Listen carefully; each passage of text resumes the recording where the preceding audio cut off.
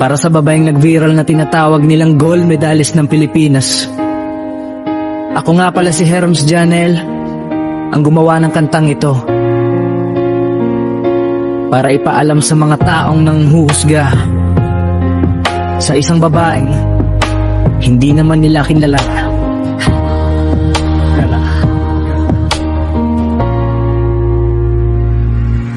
Isang umaga, puro pangalan mo sa feed, di ka sikat sa iyong pangarap.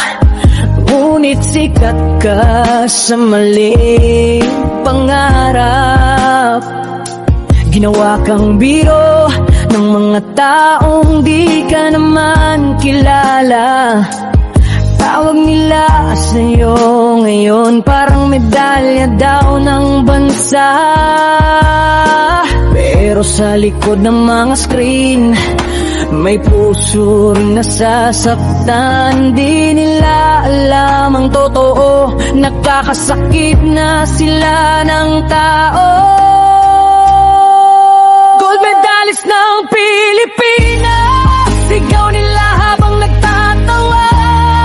Tungkol sa'yo sila nagpo-post para lang magkuha ng views. Ginawa kang palabas. Gold medalist ng Pilipinas, di man lang nag-isip saglit na bawat share, bawat click may buhay na nadudurog ng sakit. Ginawa kang meme, mukha mo nasa bawat video, pinalitan ng boses, pero pangalan mo, ikaw pa rin yon. Kahit ay ayang larawan, ikaw pa rin ang binabato, parang